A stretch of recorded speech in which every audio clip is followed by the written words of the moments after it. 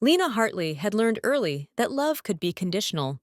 She grew up watching her mother hold two jobs and hide tears behind strong lipstick. Her father, a talented jazz pianist, had disappeared when Lena was 6, lured away by the road, by dreams, by the promise of freedom. Music had taken him, and Lena had never quite forgiven the melody for it. So it was ironic, cruel even, that the man she couldn't forget years later was a musician. That night at the gala, Lena wore a champagne silk dress and a diamond smile. She had already smoothed over 2 egos, redirected a scandal, and dodged a conversation with her ex-client turned fiancé of her friend. When she found the rooftop terrace, she expected only silence. Instead, there was Chase Everhart. He was strumming quietly, not performing, just existing. He wore a vintage leather jacket and had the kind of face that was more emotional than symmetry. A little scruffy, a little sad. He looked like someone who had lived too fast, felt too deeply, and was trying to figure out which version of himself was real. You planning on saying something? He said without looking up. She smirked. Only if you promise not to write a song about it. He looked up, eyes like smoke and firelight. Too late. Chase wasn't used to women looking through him. He was used to being admired, the center of gravity in every room, every conversation. But Lena? Lena watched with restraint, like she was studying a painting she wasn't sure she wanted to buy, and that made him ache. Their first date was a quiet one, just a dive bar in the East Village, no cameras, no expectations. He played an old jukebox like it was sacred, picking Fleetwood Mac, Otis Redding, then something she'd never heard but instantly loved. He wasn't what she expected. Chase Everhart was famous in a way that didn't need headlines. Grammy-nominated, soul-infused, and notoriously elusive. Rumors followed him. Wild nights, famous exes, sudden disappearances. But with her, he was grounded, curious, gentle. They talked for hours about music, childhood, what success costs. Lena found herself telling him about her mother, how she'd raised her alone after her father vanished when Lena was 6, about how she built her life to never depend on anyone again. Chase listened. No interruptions, no performance, just him, present. You don't trust easy. He said softly. And you don't stay, and She replied. He didn't deny it. Until a fan, tall, blonde, all gloss and giggles, recognized Chase and came over. She touched his shoulder, laughed a little too loudly, leaned in a little too close. Lena just sipped her drink, cool and quiet. But Chase saw it, the way her jaw tightened. How her eyes flickered toward the fan's hand on his arm. When the woman finally left, Lena said nothing. You okay? Chase asked, trying to sound casual. why wouldn't I be? He leaned in. Jealous? She smiled, sharp. You think I have time to be jealous of every woman who wants you? He bit his lip. Maybe not every woman. Just the ones I don't push away fast enough. That night, he kissed her harder, like he had something to prove. It was always going to fall apart slowly, like a bridge fraying at its edges. Chase's fame was a fire. Wherever he went, it followed. Paparazzi, rumors, flirtations, he didn't mean anything by. Not really. But Lena wasn't the kind of woman to sit quietly in the shadows. She saw everything. The Instagram photo of him with the indie pop singer on a rooftop party. The late-night text from KT that lit up his phone while he was in the shower. He swore it was innocent. She wanted to believe him. Do you want to be with me, Chase? She asked one night, her voice brittle. He frowned, stepping toward her. Of course I do. Then act like it. She snapped. I'm not another verse in your songbook. He reached for her, frustrated. I'm not cheating on you, Lena. I've never... It's not about cheating. She said, stepping back. It's about being chosen. That cut him. Because deep down, Chase had always felt like he was the one who needed to be chosen.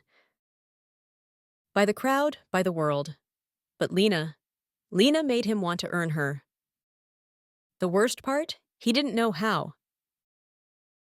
They were in Los Angeles when it finally exploded. Chase had just finished a studio session. Lena flew in for 48 hours between two clients' product launches. She wanted one night, just one, to be theirs. But he showed up late, smelling like whiskey, phone buzzing nonstop. She saw the name flash on his screen. Amelie, a French model he once toured with. Lena froze. You told me you don't talk to her anymore. I don't. It's nothing. She handed him his phone. Then delete her number, right now. He hesitated, just for a second, but it was enough. Unbelievable. She whispered, stepping away. You'd rather keep her in your contacts than keep me in your life, and He reached for her, desperate now. Lena, don't do this. But she was already gone. That night she packed everything. The toothbrush, the hoodie he let her sleep in. Even the notebook he'd once left on her coffee table, with a chorus about her scrawled across the margin. She left it all on the hotel bed. No note. No calls, just silence.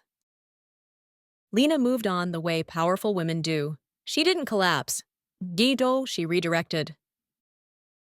Booked back-to-back meetings. Landed a feature in Forbes Women. Took on 3 new clients in 1 month. To the world she was thriving. But at night, the silence was too loud. She couldn't bring herself to delete his contact.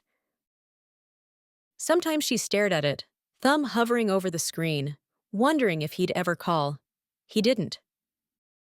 Instead, she saw him everywhere, on Spotify banners, in late-night talk show clips, on a magazine cover she passed in JFK Airport. The headline read, "Chase Everhart's new album is a love letter to what he lost."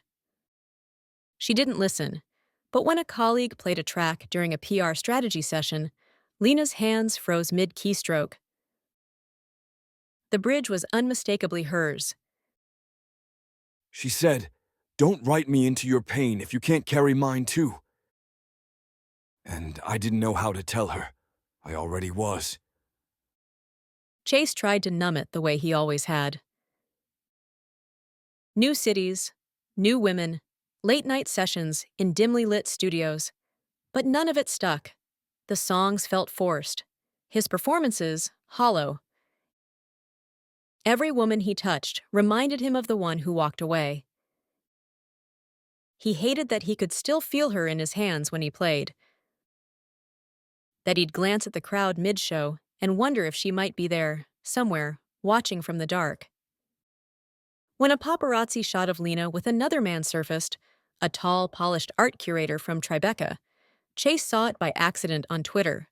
The caption, "Power couple? Lena Hartley steps out with NYC's most eligible bachelor." He stared at the photo for 10 full minutes, then smashed his guitar against the wall. It was a cold February night in New York when they saw each other again. Lena had just finished hosting a panel on brand authenticity. She was tired, graceful, dressed in an ivory coat and dark red heels. As she left the venue, her assistant whispered, Chase Everhart's here. Front row. Didn't RSVP. Her heart skipped, and she hated that it still could. He was waiting outside. No cameras, no entourage, just him. Hi. He said, voice low. She paused. what are you doing here? I needed to see if you were real, or if I'd imagined the best parts.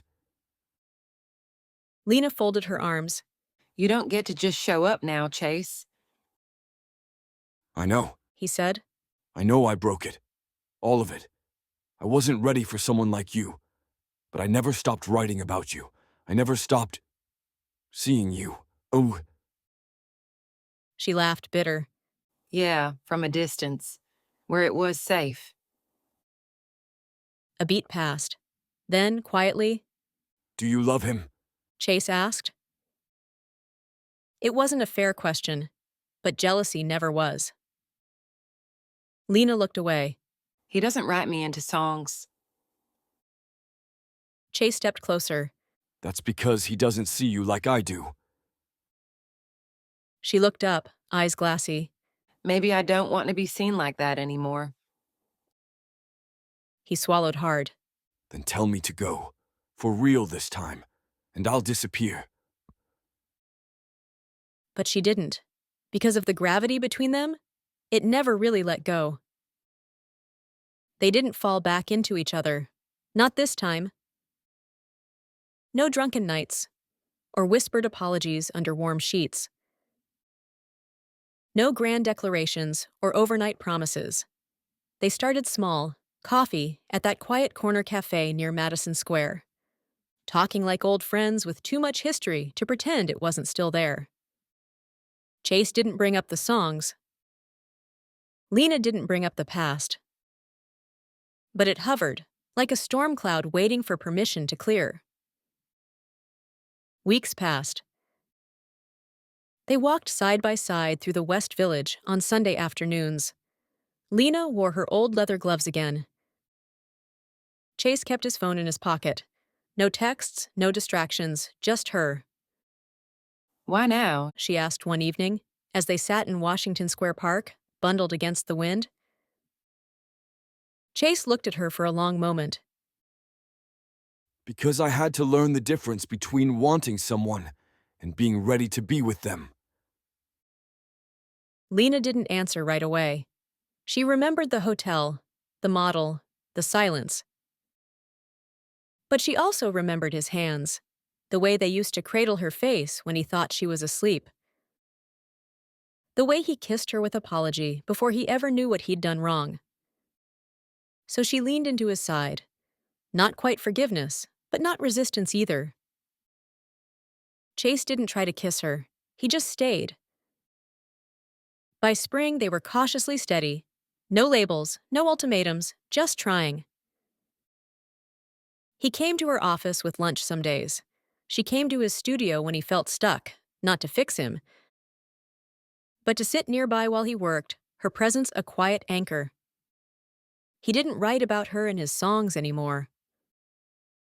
I want to keep this just ours. He said once. She nodded. Good, I don't want to compete with lyrics. He smiled. You never did. You are the melody. It wasn't perfect. She still flinched when his phone lit up late at night. He still worried that she'd leave again. That he'd mess it up without realizing. But they talked more now, not just when it was easy. One night, during a rooftop dinner in Brooklyn, he reached across the table. I used to think love was just intensity. Fireworks, drama. And now, She asked. Now I think it's showing up even when you're scared. Lena watched him carefully. and are you scared? He nodded. Every day. She took his hand. Me too. And somehow that was enough. They never made a big announcement.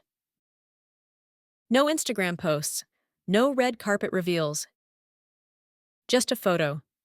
A candid shot snapped by a fan and posted without a caption. Chase Everhart in a beanie and Lena Hartley in oversized sunglasses, holding hands in a bookstore, quietly smiling at each other. The comments exploded. Wait, are they back together? She's the one he rode halfway home about. I knew it. But Lena didn't care. Chase just laughed. Guess the world knows again. Lena tucked her head on his shoulder and whispered, Let them talk. We're not writing this one for them. because the gravity between them never went away. They just had to learn how to land.